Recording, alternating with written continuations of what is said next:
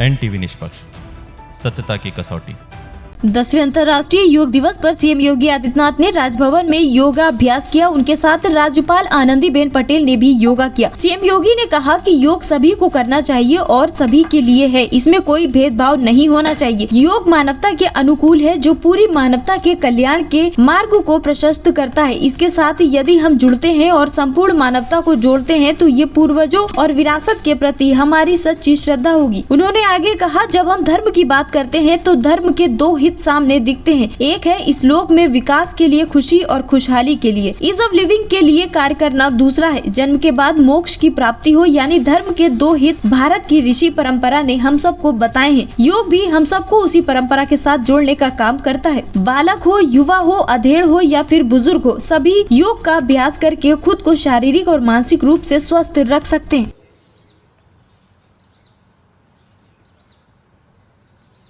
10वें अंतर्राष्ट्रीय योग दिवस के राजभवन के आज के इस कार्यक्रम में उपस्थित सभी योग साधक और प्रशिक्षकगण, प्रदेश भर में अलग अलग स्थानों पर हो रहे योग दिवस के इस कार्यक्रम में उपस्थित सभी हमारे साधक और प्रशिक्षक और उपस्थित बहनों और भाइयों, मैं सबसे पहले आप सबको, पूरे प्रदेश वासियों को 10वें अंतर्राष्ट्रीय योग दिवस की हृदय से बधाई देता हूं और राज्यपाल महोदय का उन्हीं के इस प्रांगण में प्रदेश की जनता की ओर से, योग साधकों की ओर से हृदय से स्वागत करता हूं, उनका अभिनंदन करता हूं। ये हम सबका सौभाग्य है कि योग दिवस के अवसर पर हम अपनी विरासत का स्मरण करते हुए भारत की ऋषि परंपरा के प्रति श्रद्धान्वित होने का एक अवसर हम सब भारतवासियों को प्राप्त होता है। यह अवसर हमें दिया है देश के यशस्वी प्रधानमंत्री श्री नरेंद्र मोदी जी ने, जिनके प्रयास से, जिनके विजन का परिणाम है कि आज दुनिया के लगभग 250 देश अंतर्राष्ट्रीय योग दिवस के साथ जुड़कर के भारत की इस विरासत के साथ अपने आप को जोड़ करके भारत की संस्कृति को, भारत की परंपरा को गौरवान्वित करने का प्रयास करेंगे। अपनी परंपरा के प्रति, अपने पूर्वजों के प्रति और अपने विरासत के प्रति इससे बड़ा सम्मान दूसरा नहीं हो सकता कि जो भी उन्होंने हमें दिया है, जो मानवता के अनुकूल है, देश, समाज, काल, परिस्थितियों से बाधित होकर के संपूर्ण मानवता के मार्ग को प्रशस्त, कल्याण के मार्ग को प्रशस्त करता है। उस कार्य के साथ अगर हम जुड़ते हैं और संपूर्ण मानवता को जोड़ते हैं तो यह अपने पूर्वजों के प्रति और अपनी विरासत के प्रति हमारी सच्ची श्रद्धा कही जाती है। और अंतर्राष्ट्रीय योग दिवस भारत की ऋषि परंपरा के प्रति इसी श्रद्धा को व्यक्त करने का हम सबके लिए एक माध्यम बना है।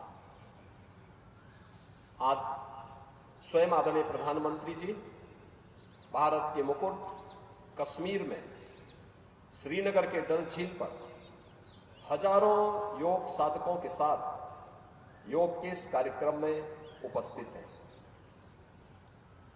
योग हम सब जानते हैं, हर भारतवासी जानता है कि योग एक संपूर्ण विधा है जो हमें शारीरिक और मानसिक रूप से एकजुट करता है। और आप देखें भारत की ऋषि परंपरा को,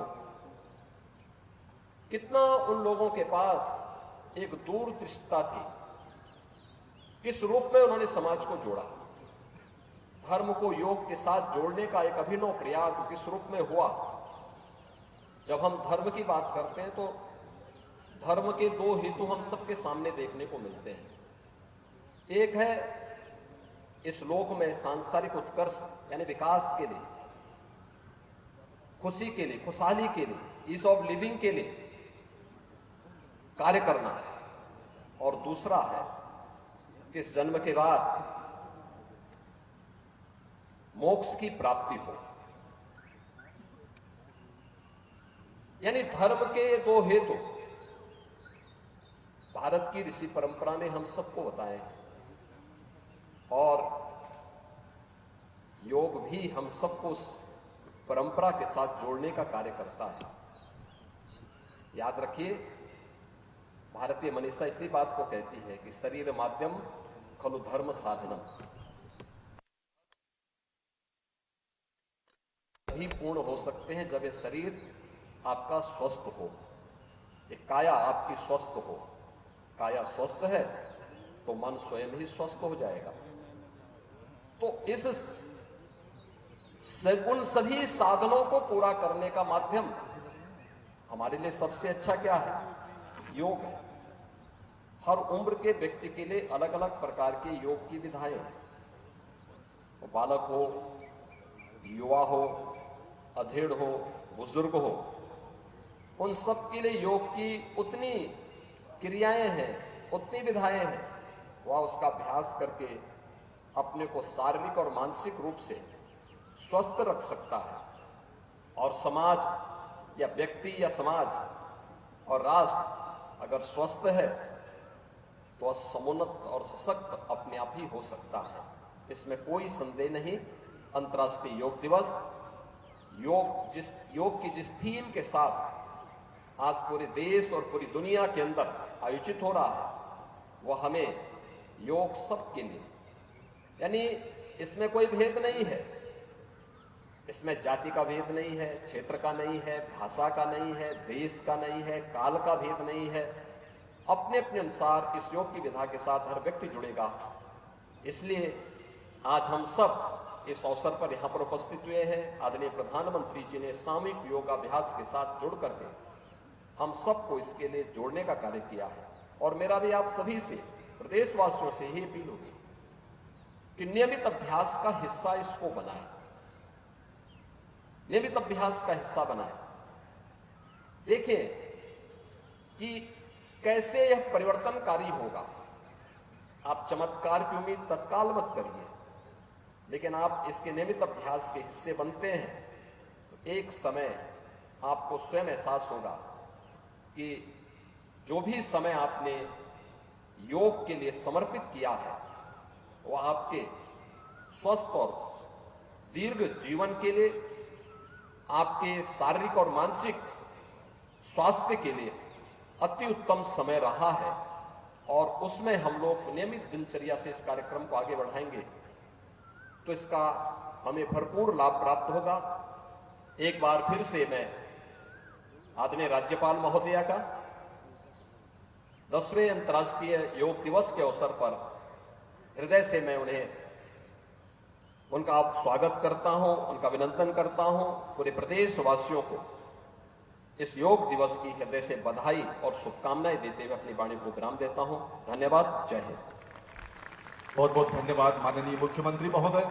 अब से लगभग 10 मिनट के बाद माननीय प्रधानमंत्री महोदय का कार्यक्रम श्रीनगर में प्रारंभ होने वाला है। विद्वज्जनों, माननीय राज्यपाल महोदया का आशीर्वाद समय समय पर हम सबको मिलता रहा है।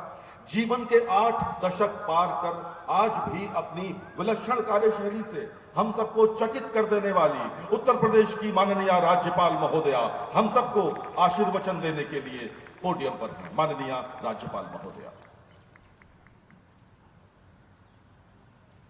प्रदेश के माननीय मुख्यमंत्री योगी आदित्यनाथ जी, दुर्गा शंकर मिश्र जी, अपर मुख्य सचिव डॉक्टर सुधीर बोबड़े जी, उपस्थित सभी योग साधकों, देवी और सज्जनों, 10वें अंतर्राष्ट्रीय योग दिवस के अवसर पर आप सभी योग साधकों का राजभवन में स्वागत एवं अभिनंदन करती हूँ। योगाभ्यास में शामिल योग साधकों, प्रशिक्षुओं तथा समस्त प्रदेशवासियों को अंतर्राष्ट्रीय योग दिवस की हार्दिक शुभकामनाएं।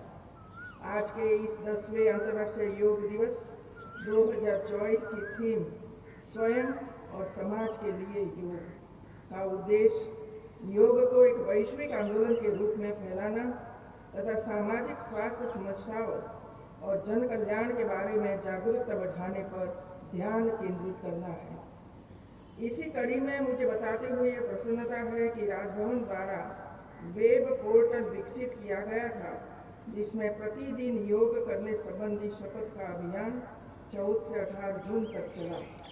इसमें प्रदेश के सभी विश्वविद्यालय, संबद्ध महाविद्यालयों तथा अन्य लोगों द्वारा भी नामांकन कर प्रतिभाग किया।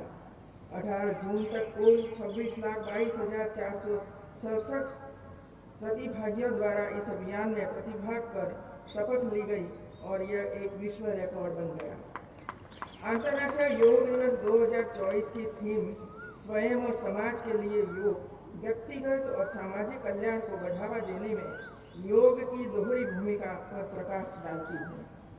आज माननीय प्रधानमंत्री श्री नरेंद्र मोदी जी के नेतृत्व में श्रीनगर के शेरे कश्मीर अंतर्राष्ट्रीय सम्मेलन केंद्र में 10वें अंतर्राष्ट्रीय योग दिवस का मुख्य योगाभ्यास कार्यक्रम संपन्न हो रहा है। वैश्विक मंच पर योग को स्थापित करने के लिए माननीय प्रधानमंत्री श्री नरेंद्र मोदी जी के प्रति मैं आभार व्यक्त करती हूँ। प्रधानमंत्री श्री नरेंद्र मोदी ने संयुक्त राष्ट्र संघ में इस बात के लिए लोगों को नई प्रेरणा दी कि वास्तव में अगर विश्व कल्याण का मार्ग प्रशस्त करना है तो केवल योग से हम इसको आगे बढ़ा सकते हैं। विश्व शांति का मार्ग आगे बढ़ाने में योग माध्यम बन सकता है। माननीय प्रधानमंत्री श्री नरेंद्र मोदी जी के मार्गदर्शन में योग की महत्ता को अंगीकार कर आज दुनिया भर में लोग अंतर्राष्ट्रीय योग दिवस के अवसर पर योग के विभिन्न कार्यक्रमों के साथ जुड़कर भारत की ऋषि परंपरा के प्रति अपनी कृतज्ञता स्थापित कर रहे हैं। अंतर्राष्ट्रीय योग दिवस वास्तव में नई प्रेरणा का दिवस है।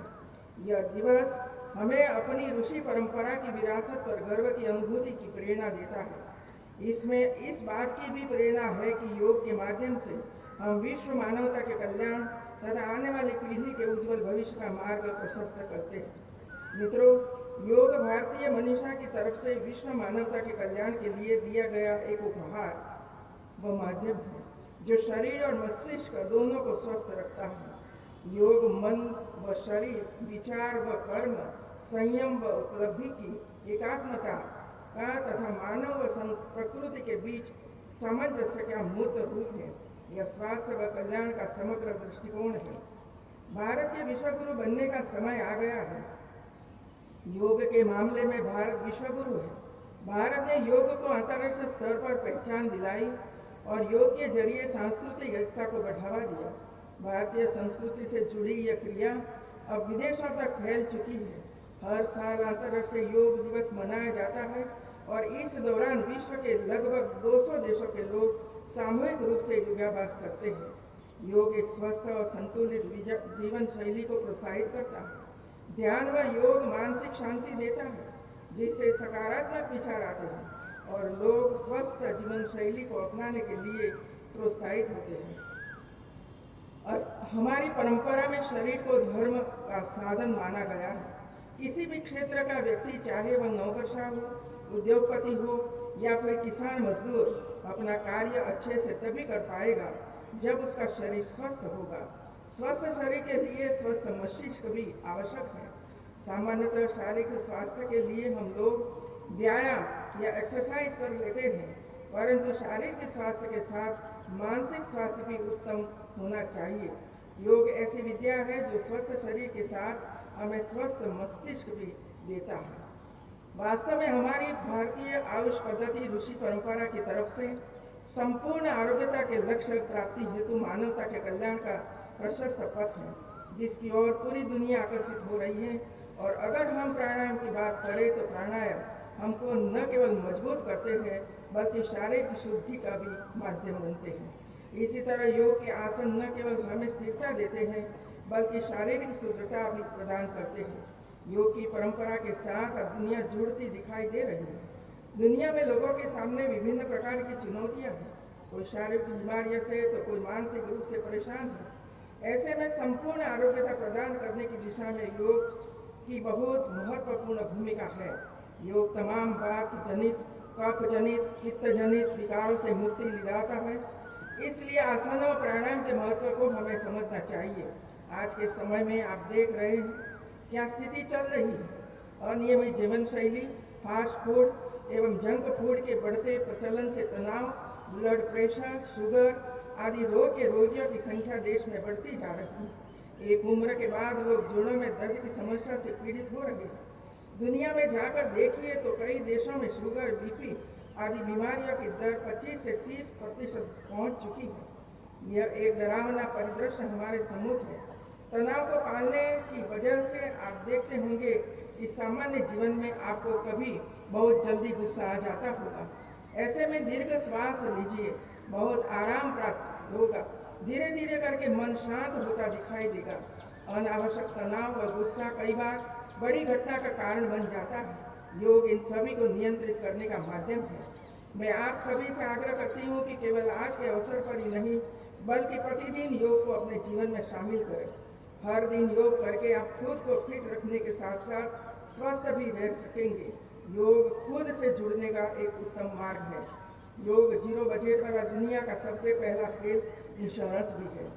योग आज दुनिया में बहुत बड़ा आर्थिक कारोबार बन चुका है। ट्रेनर के तौर पर यह युवाओं को रोजगार के अवसर भी उपलब्ध करा रहा है। योग वेलनेस यानी स्वस्थ जीवन की गारंटी है। इससे मानसिक शांति मिलने के साथ साथ हमारी सेहत में भी सुधार होता है। योग के जरिए सामाजिक, आध्यात्मिक और शारीरिक चेतना भी विकसित होती है। अब योग जीवन का हिस्सा होने के साथ साथ जीवन जीने का एक तरीका भी बन गया है। इसके साथ ही मैं आप सभी से एक और आग्रह करना चाहती हूँ। आप सभी ने अभी बढ़ते तापमान का असर देखा है, जिसका दुष्प्रभाव सभी के जीवन पर पड़ा है। इस समस्या से निपटने का सर्वोत्तम उपाय है पौधारोपण। मेरा आप सभी से आग्रह है कि आप सभी अधिक से अधिक पौधारोपण करें तथा रोपित पौधों की नियमित देखभाल भी करें।